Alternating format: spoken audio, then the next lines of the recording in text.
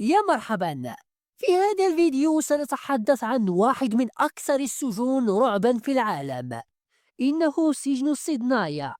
هذا السجن الذي وصفه الكثيرون بالمسلك البشري أصبح رمزا للظلم والمعاناة في سوريا. ومع سقوط نظام بشار الأسد مؤخرا ظهرت حقائق جديدة عن السجن وعن مصير بعض السجناء. تابعوا معنا الفيديو من الأول إلى النهاية لنكتشف هذه الحقائق المروعة. يقع سجن سيدنايا شمال العاصمة دمشق في منطقة جبلية يصعب الوصول إليها. شيد في عام 1987 وكان الهدف منه احتجاز العسكريين، لكنه سرعان ما تحول إلى مكان للاعتقالات السياسية والتعذيب الممنهج. هذا السجن ليس مجرد مكان للاحتجاز، بل هو منظومة متكاملة للقمع. بنيته المعقدة مصممة لتصعيب الهروب أو الوصول إلى السجناء، حيث يتألف من طوابق تحت الأرض وغرف صغيرة معزولة تماما عن العالم الخارجي. سجن سيدنايا كان مسرحا لأبشع الانتهاكات في العالم، ونذكر منها: أولاً، الإعدامات الجماعية. يتم شنق السجناء ليلاً في غرف مظلمة وغالباً دون محاكمة عادلة. ثانياً، التعذيب الوحشي. أساليب التعذيب تشمل الصعق الكهربائي والتجويع المتعمد والضرب حتى الموت. ثالثاً، الحرمان من الحياة. يتم عزل السجناء عن العالم الخارجي تماما، حيث لا زيارات ولا تواصل مع العائلات ولا محاكمات حقيقية. ومع سقوط نظام بشار الأسد مؤخرا تمكنت بعض القوات الثورية والمنظمات من تحرير عدد من السجناء في سجن سيدنايا.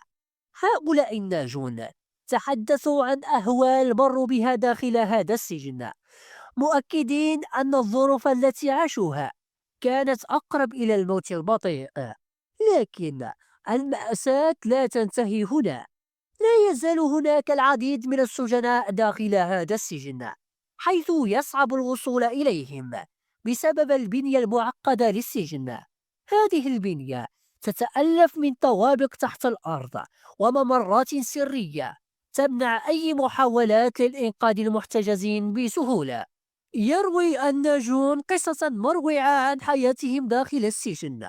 أحد السجناء المحررين قال: كنا نعيش كالزومبي بلا طعام ولا ماء كاف، وكان التعذيب جزءا من روتيننا اليومي. كنا نسمع أصوات الإعدامات ليلا، وكنا ننتظر أن يأتي دورنا في أي لحظة. شهادة أخرى تتحدث عن التعذيب النفسي، حيث كان السجناء يجبرون على مشاهدة تعذيب زملائهم أو سماع صراخهم دون القدرة على التدخل.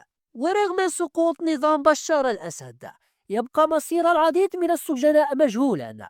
المنظمات الحقوقية الدولية تطلب بالكشف عن مصير المعتقلين، وتدعو إلى تحويل سجن سيدنايا إلى رمز للعدالة والمحاسبة على الجرائم التي ارتكبت داخله. ختاما، سجن سيدنايا ليس مجرد سجن، بل هو رمز للقمع والظلم الذي عاشه الشعب السوري. تحرير بعض السجناء يمنح بالسيس الأمل، لكن الطريق لا يزال طويلا أمام العدالة. ما رأيكم في هذه الأحداث؟ وهل تعتقدون أن العالم سيتحرك للإنقاذ من تبقى داخل هذا الجحيم؟